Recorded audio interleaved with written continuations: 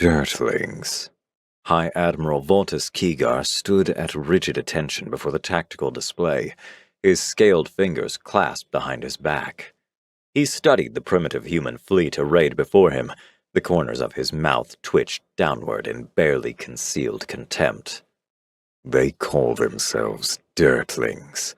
Really? His voice dripped with disdain. The High Admiral was a proud warrior of the Votan ascendancy. He was a two-armed biped with leathery green scales and slitted yellow eyes. The High Admiral wore the same form-fitting void armor as the rest of his fleet. It was a black ensemble with steel pauldrons and a rank insignia centered on its chest. A red ceremonial cape hung from the pauldrons.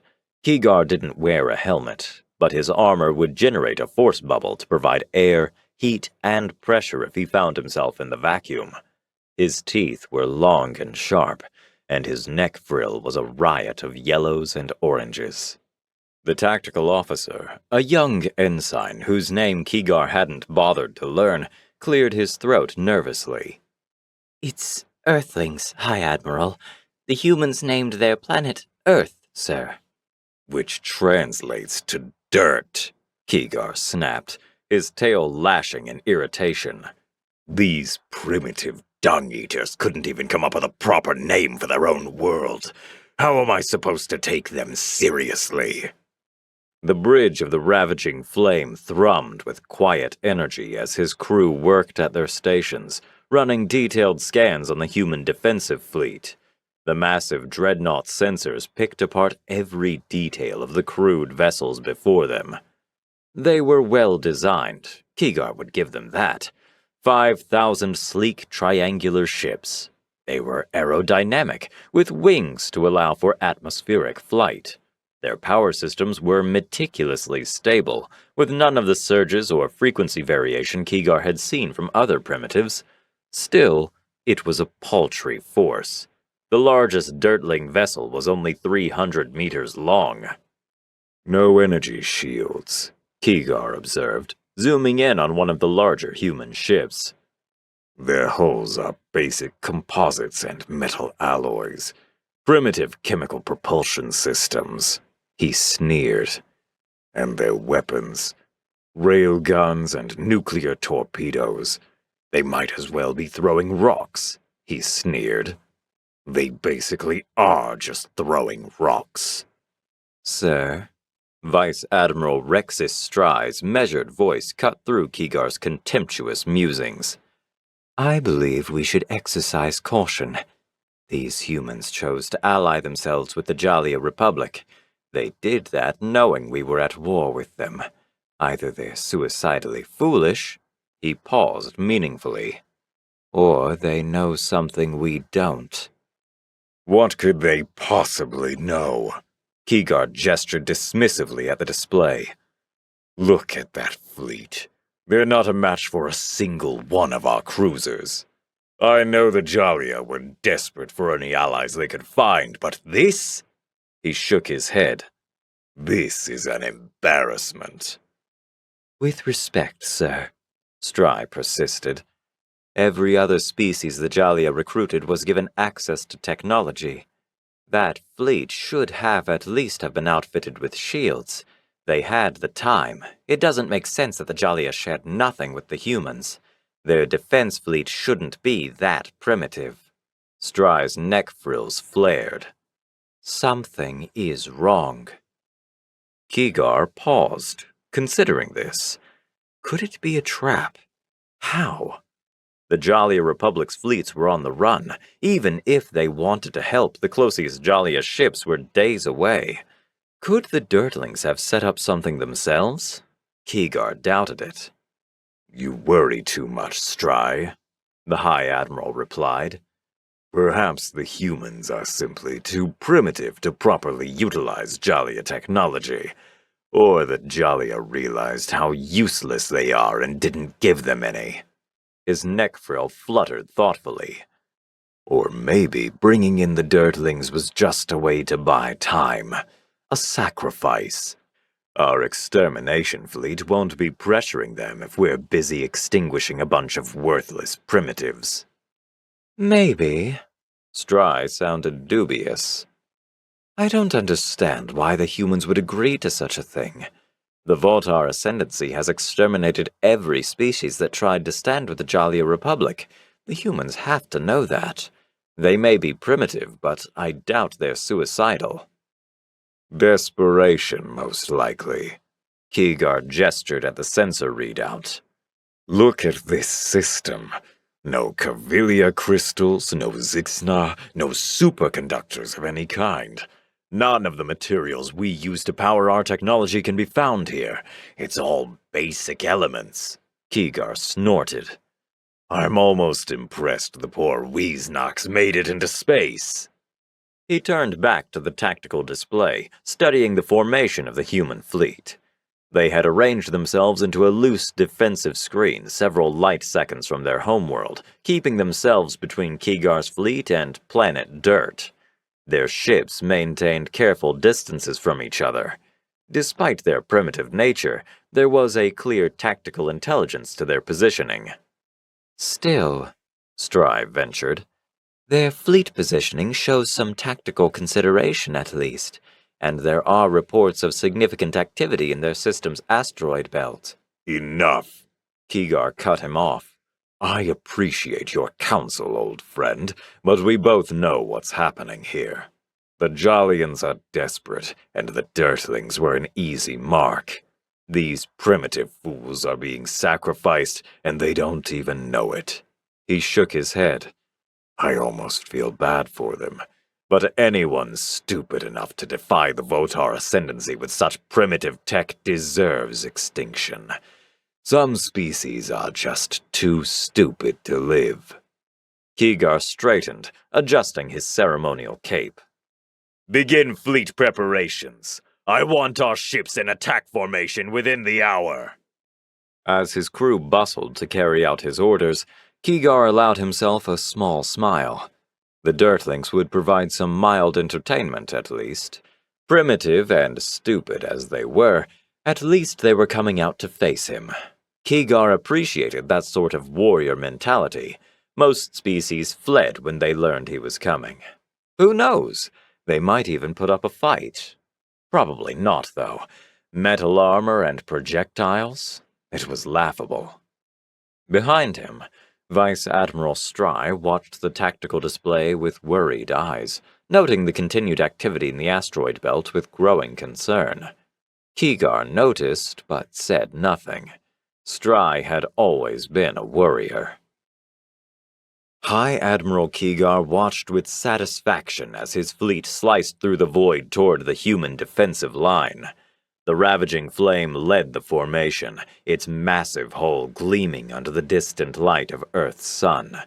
Behind it, 11 other dreadnoughts of the 3rd Extermination Fleet moved in perfect synchronization, their weapon ports glowing with barely contained energy. Behind the dreadnoughts, a full 1,000 heavy cruisers flew in formation. Each cruiser was 200 kilometers long and carried enough firepower to destroy the humans by itself. The ravaging flame was a masterpiece of Votar engineering. It was a 5,000-kilometer sphere, larger than most moons. The flame's reinforced hull plating housed the most advanced weapon systems in known space. Multiple layers of energy shields sparkled with iridescent light, each capable of shrugging off impacts that could shatter a real moon. Plasma arrays and particle cannons dotted its surface, while matter conversion beams waited silently in their housings, ready to reduce enemy ships to their component atoms. The fleet was a testament to Votar military doctrine. Where the Jalia relied on numbers, the Votar concentrated their power as much as possible. A Votar ship should be, and was, an unstoppable, overwhelming force. The sheer mass of Keegar's fleet lessened its mobility somewhat, but the Jalia couldn't run forever. The Republic had yet to win a single victory against an extermination fleet. Keegar's forces could shatter 100,000 Jalia vessels without even breaking stride. High Admiral. Captain Filio Biznak's voice carried the precise, clipped tones of a career military officer. The fleet is maintaining formation. All ships report weapons and shields at full capacity. Keegar nodded approvingly. Biznak was everything a Voltar captain should be. He was efficient, professional, and utterly devoted to the chain of command. He was a little light on imagination, but Keegar had never seen a more solid officer. Excellent, Captain. Time till we're in weapons range. 4 hours and 19 minutes at current velocity, sir. Biznak consulted his display. The human fleet has not altered their defensive positioning. Of course they haven't, Keegar replied, his scaled lips curling into a smirk. Those poor fools probably think they can fight us. He turned to Vice Admiral Stry, who stood studying the tactical displays with his usual intensity. Still concerned about these primitives, Rexus? Before Stry could respond, one of the communications officers straightened suddenly. Sir, we're receiving a transmission from the human fleet. Oh? Keegar's tail twitched with amusement. This should be good. Let's see what the dirtlings have to say. The main view screen flickered to life, revealing a human. The creature was surprisingly similar to a Votar in basic structure, but its face was flatter. Its skin was disgustingly soft, without a single scale or bone ridge. It was a pale pink thing, topped with short gray hair. The human wore no armor. Instead, he had a stylized uniform made out of cloth. Rank insignia adorned his collar, and little ribbons and bits of shiny metal lined his chest in orderly rows. This is Admiral Stephen Corsair of the Terran Stellar Defense Force. The human's voice was deep and steady, carrying none of the fear Keegar had expected. You are in Terran space and approaching our homeworld. Identify yourself and state your intentions. Keegar stepped forward, drawing himself up to his full height. Even through the view screen, he towered over the human admiral. I am High Admiral Votus Keegar of the Votar Ascendancy's 3rd Extermination Fleet. He emphasized the word extermination with particular relish. As for my intentions, well, a species as primitive as yours might have difficulty grasping the complexities of galactic politics. Admiral Corsair's expression remained impassive. We may be primitive, but we're not stupid. I know an attack force when I see one. Do you now? Keegar's amusement grew. How observant of you. I'll speak plainly, dirtling. The Votar Ascendancy is engaged in a war of extinction with the Jalia Republic. Your pathetic, primitive race has chosen to ally with the Jalia Republic. That means we're in a war of extinction with you. Keegar tilted his head and fluttered his neck frills in contempt. Though I must admit, I'm surprised the Jalia were desperate enough to accept creatures such as you. You're so primitive you still think throwing rocks is an acceptable form of warfare. So I take it your intentions are hostile. Admiral Corsair's image remained steady on the view screen, his weathered features betraying no sign of intimidation. That's too bad. High Admiral Keegar, this is your only warning. Withdraw your fleet immediately. Keegar's scales rippled with barely contained mirth. The human's audacity was almost admirable, in a pathetic sort of way. My only warning. He made a show of examining his tactical displays. I see nothing I need be warned of, dirtling. All I see is a weak collection of fools waiting to be exterminated. Or waiting to exterminate you, Corsair replied. His voice carried a steady sort of grim authority. This is our space. You will withdraw, or we will remove you. Vice Admiral Stry stepped forward, his voice low enough that the transmission wouldn't pick it up. Sir, perhaps we should... Remove us! Keegar's laughter cut through Stry's warning. With what? Your puny railguns? Your nuclear toys? He leaned toward the view screen, baring his teeth in what passed for a smile among his kind. Tell me, Admiral Corsair, do you know what a matter conversion beam does to a ship without energy shields? I know what it's supposed to do, Corsair answered, unfazed. I know about your extermination fleet, your shields, your weapons, your tactics. I know all about you, Admiral Keegar, but you don't know a damned thing about us. His eyes narrowed. You might want to think about that while you still can. Something in the human's tone made Keegar's scales twitch, but he pushed the sensation aside. You seem remarkably calm, Dirtling. You do know I'm not just here to kill you, right? I'm going to wipe your species from the face of the galaxy, kill every one of you down to the last mewling child. When I'm done, planet Dirt will be nothing but a molten ball of irradiated rock. You seem remarkably calm for a man who's about to die. Corsair's expression hardened. And your fleet along with you. Last chance, Keegar. Turn back now. The bridge of the ravaging flame fell silent. Even Captain Biznak paused in his duties to watch the exchange. Keegar drew himself up to his full height, his voice dropping to a dangerous whisper. Dirtling, you couldn't fathom the number of dead men behind me.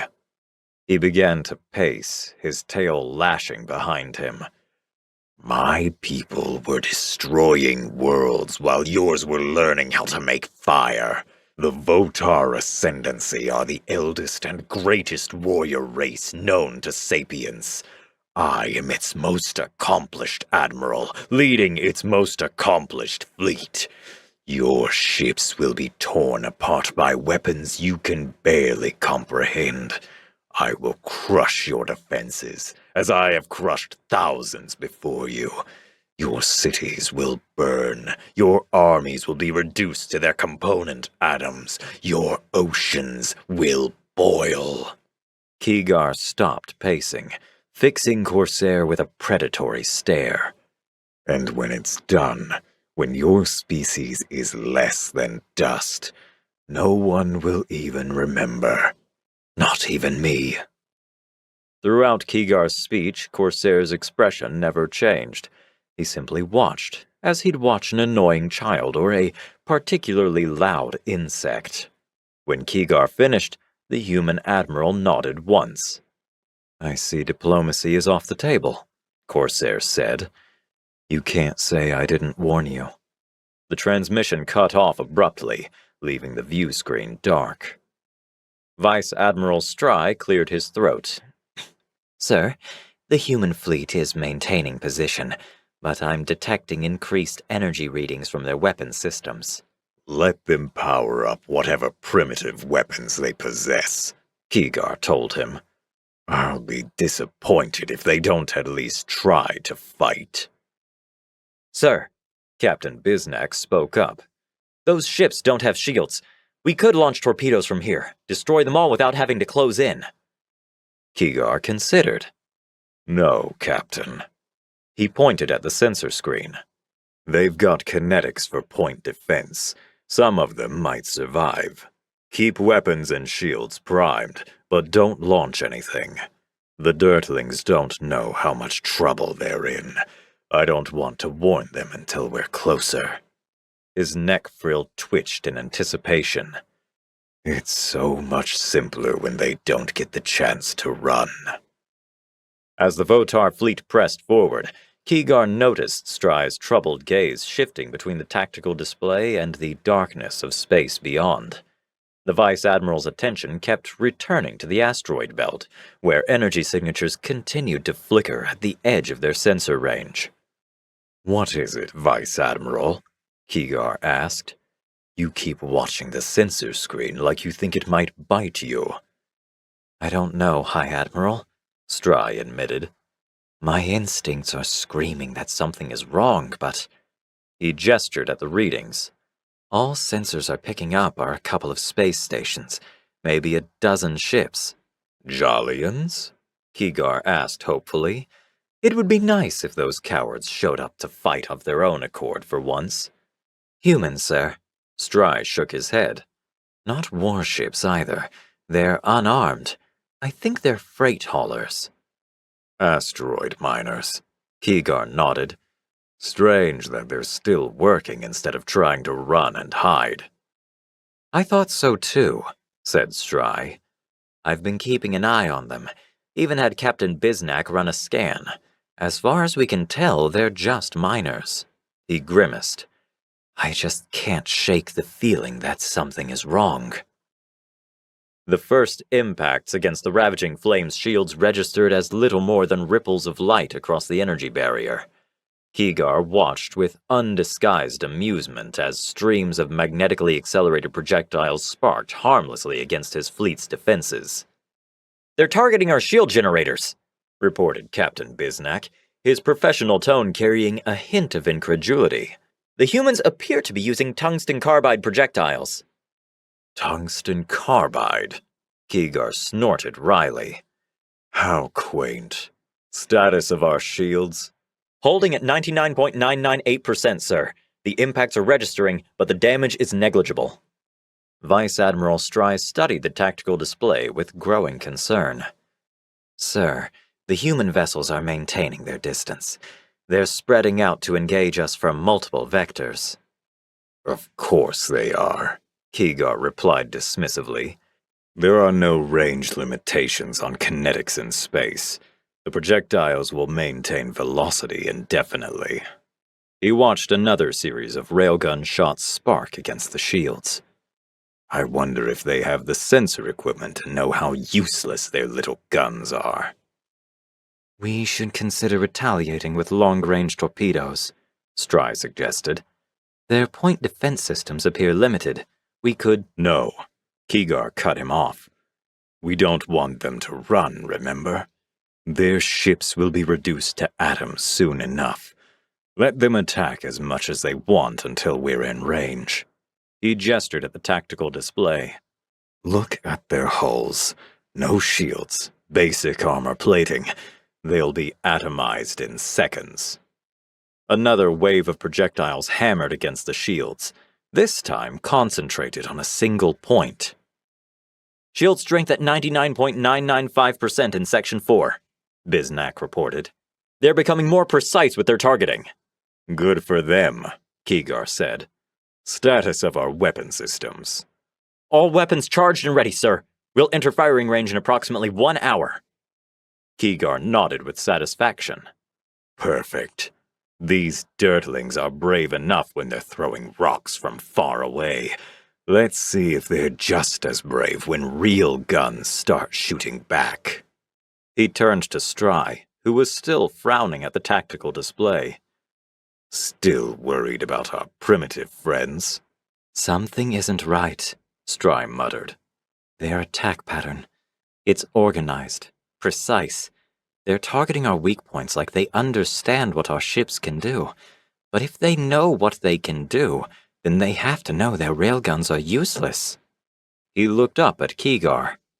Sir, I strongly recommend we launch torpedoes now. We can thin their numbers before they— Before they what? Kigar raised an eye ridge. Before they scratch our paint with more rocks? He gestured at the view screen where another wave of projectiles was dissipating against their shields. Their point defense would destroy most of our torpedoes. We'd have to launch our full complement to make sure we get them all. I don't want to give up my torpedoes, Stry. Never limit your options when you don't have to. Stry opened his mouth to object further, but Captain Bisnack's voice interrupted him. Sir, we'll be in weapons range in only 40 minutes now. The human fleet is maintaining their current formation and rate of fire, but they're— He frowned. They're advancing, flying right for us. Are they? Kigar settled back in his command chair, watching the continued light show of impacts against his shields. He'd said before the Dirtlings were too stupid to live. They seemed bound and determined to prove him right. How interesting. Send word to the fleet. Maintain course and formation. If these primitives want to speed up their demise, I see no reason to stop them. As if in response to his words, a new wave of projectiles slammed into the shields, their impacts creating a cascade of light across the energy barrier. Keegar smiled, imagining the growing desperation the humans must be feeling. What must it be like watching death come, throwing everything you have at it, and knowing it barely noticed? These Dirtlings were no cowards, at least. They would die braver than most. It was a shame, really. As pathetic as the Dirtlings had seemed, they were fighting with intelligence and valor. If the Jalians had given them advanced technology, Keegar might finally have had a real fight on his hands. Instead, the humans were resorting to rocks. They would die useless and frustrated, without the comfort of taking a single foe down with them. Keegar shook his head. He would remember them. Despite what he'd told their admiral, they deserved that much. For their ridiculous name, if nothing else. Captain Biznak's composure cracked for the first time since the engagement began. He sounded worried? Hi, Admiral. Multiple large objects detected on approach vector from the asteroid belt. What? Keegar straightened in his command chair. Show me. The tactical display shifted, revealing a stream of massive objects hurtling through space toward his fleet. As he watched, more appeared behind them, their numbers growing by the second. Analysis, Keegar demanded. They appear to be asteroids, sir, Biznak reported. His voice was grim. Ranging from 200 to 1,500 kilometers in diameter. Initial velocity reading at... He paused, checking the numbers again. Sir, they're accelerating. Currently at 0.2% light speed and climbing. A bark of laughter escaped Keegar's throat.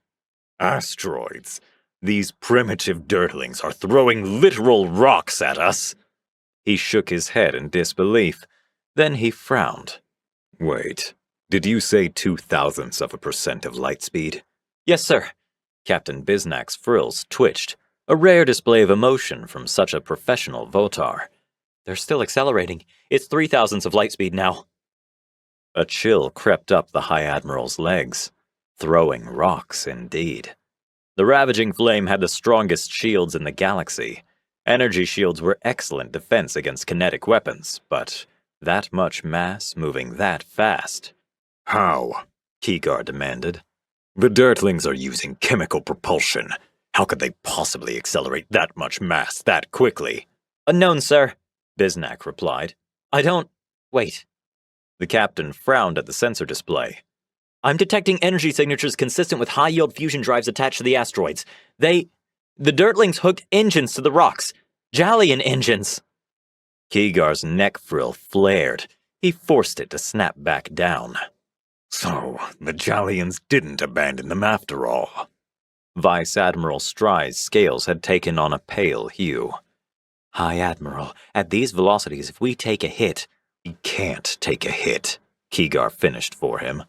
Or at least not many. He turned to his navigation officer. All ships adjust course.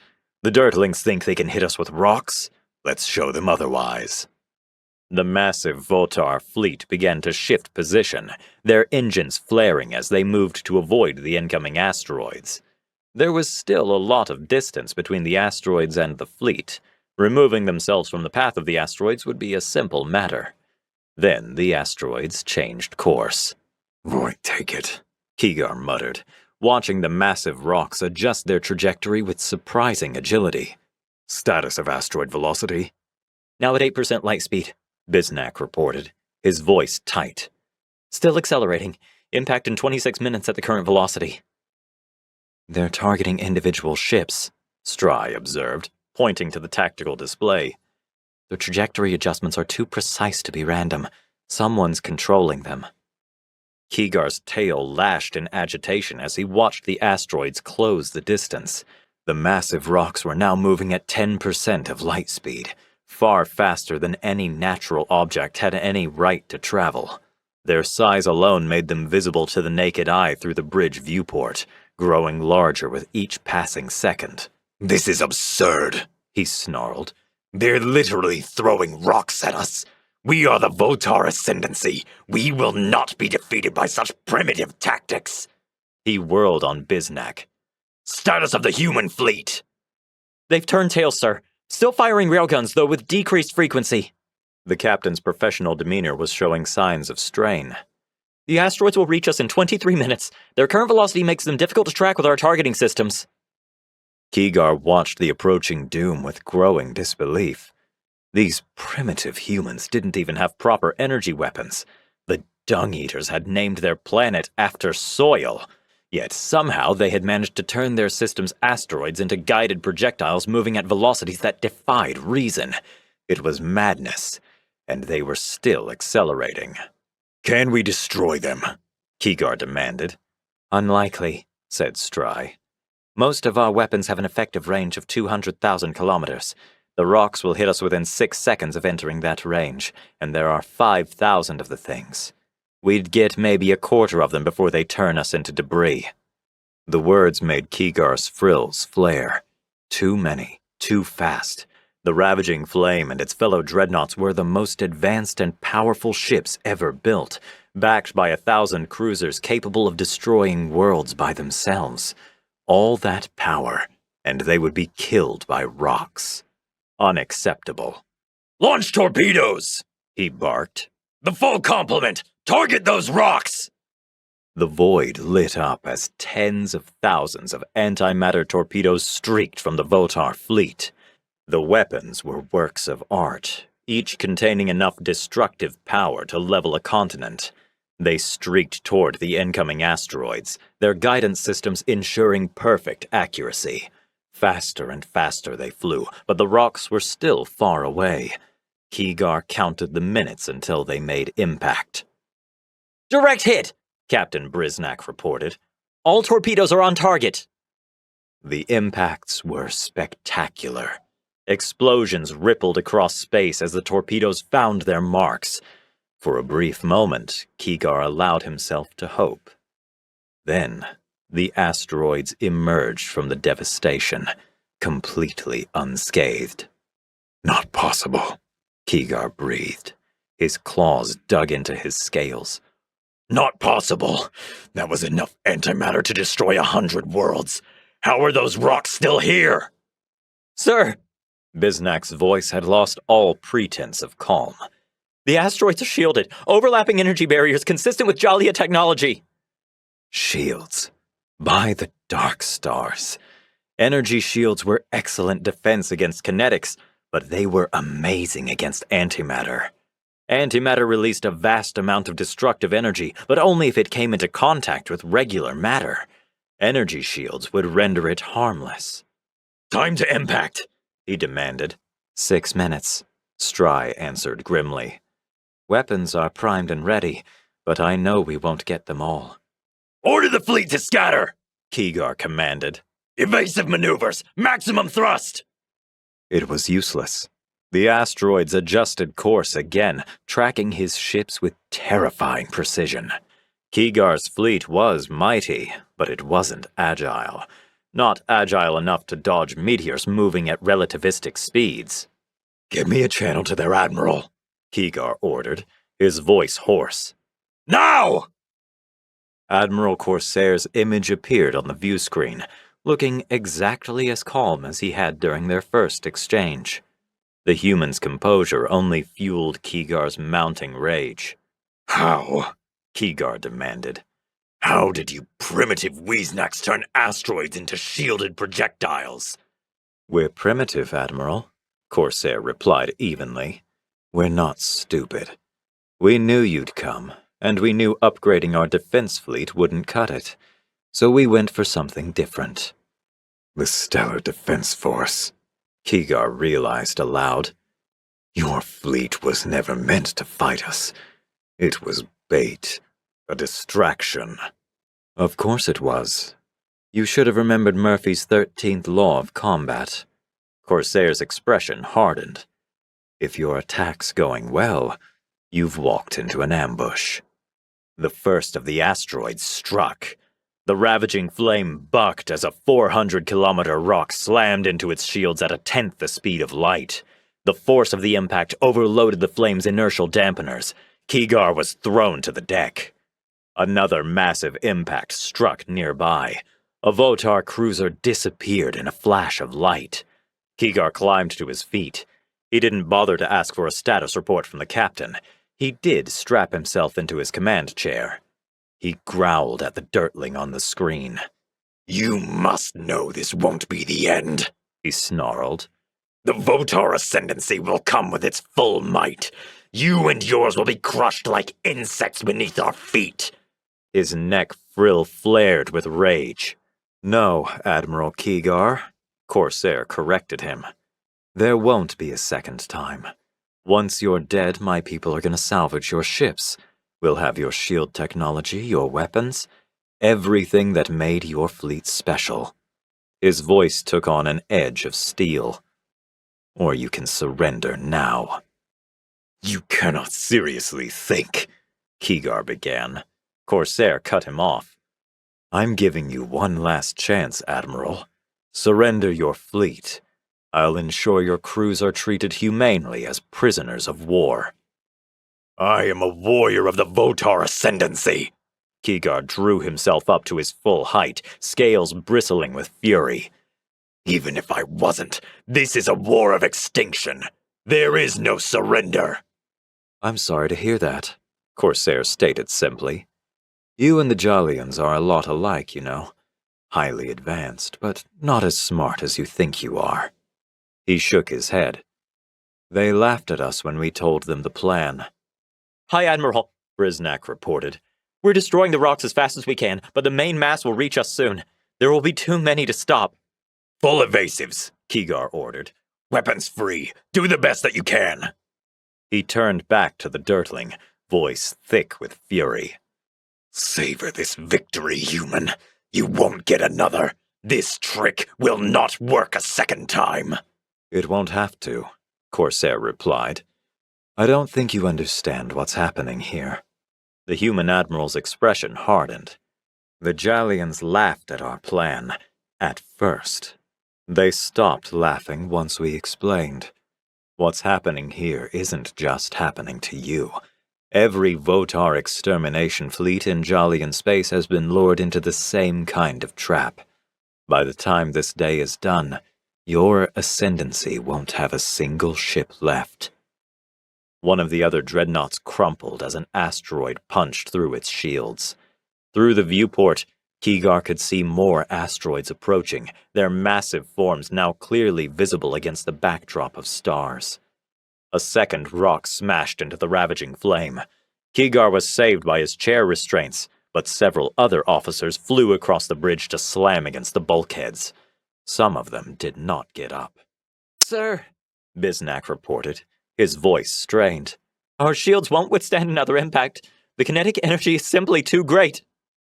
Kigar's tail lashed in helpless rage. Everything about this was wrong. His previously undefeated fleet, armed with the most advanced weapons in known space, was being systematically destroyed by void-damned rocks. Target their engines! If we can disable the drives! They're moving too fast, Stry cut in. Even if we could hit the engines, it wouldn't stop the rocks in time. He shook his head. I'm sorry, sir. I should have figured it out sooner. I knew something was wrong. No one could have predicted this, Kigar told his friend. If the blame belongs anywhere, it belongs with me. A massive shape blotted out the stars as one of the asteroids bore down on the ravaging flame. A big one. 1,400 kilometers across. Kigar could see the energy shield shimmer around its surface. Jalia technology. So advanced, these primitive dirtlings probably couldn't guess how it worked. And they used it to chuck rocks. The worst part was that it was working. No, that wasn't the worst part. The worst part was that Kigar believed the dirtling admiral. Kigar's extermination fleet was not the only one being destroyed. Votars were warriors, and they'd been chasing the Gylians for a decade. Luring them in would be easy. Timing it so all the fleets were ambushed at once would be harder, but not by much. Kigar wasn't just losing his life or his fleet. He was losing a war. A war of extinction. This isn't possible, He snarled into the comm. The Votar ascendancy has reigned supreme for tens of thousands of years. We will not be beaten by a bunch of dung-eating primitives. Primitives? Corsair raised an eyebrow. Maybe, Admiral, but we're efficient primitives. We're practical. Most importantly, the human's voice carried the weight of final judgment. We're innovative. Goodbye, Admiral Kigar.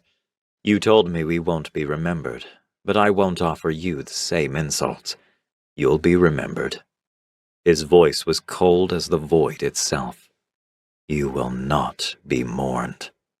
The connection cut off. Through the viewport, Kigar watched the asteroid fill his view, its shield rippling with barely contained power. In his final moments, he ordered a transmission. A last, desperate warning to the rest of his people.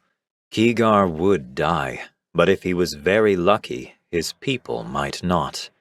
Then he uttered what would be his final words. Dirtlings, He spat. ridiculous. The asteroid struck the ravaging flame with apocalyptic force. The dreadnought's shields shattered, unable to withstand the sheer kinetic energy of a moon-sized rock moving at relativistic speeds. The impact splattered the vessel like an egg, its hull crumpling as if made of paper. The last thing High Admiral Votus Kigar saw was his bridge dissolving into light and fire. Admiral Corsair watched the destruction from his command center on Luna Base. The remaining asteroids methodically hunted down the last of the Votar vessels, leaving nothing but debris and broken derelicts. He saw Kigar's final transmission and smiled. It was too little, too late. The Jalia fleet at Tinga System just reported in, His tactical officer informed him. The ambush was successful. Excellent. Corsair nodded in satisfaction. Give the Jalians my compliments. He stood, clasping his hands behind his back. I think that's all of them. The Votar Ascendancy lost all its fleets in a day. I still can't believe it worked, sir. Lieutenant Commander Spriggan grinned. You know we're going down in history, right? The news is already calling it Corsair's Gambit. Crap. Corsair grimaced. They named it after me? It was your plan, sir, Spriggan pointed out. Damn it. The Admiral would be famous now. He didn't want to be famous. Fame sounded like a pain in the ass. It's not like I did anything special. You set up an interstellar operation with multiple alien species, Spriggan pointed out. Then you defeated the most powerful military in the galaxy in a single day by leveraging technology in a way no one had ever seen before. Stop making it sound impressive, the Admiral objected. I set up an ambush and convinced a bunch of aliens to throw rocks. You're gonna be famous all the same, sir. Spriggan's face was impassive, but his eyes sparkled with laughter. Can I have your autograph? Shut up, Spriggan. Yes, sir. The Lieutenant Commander repressed his smile with impressive discipline. And to think that Votar called you a dirty primitive.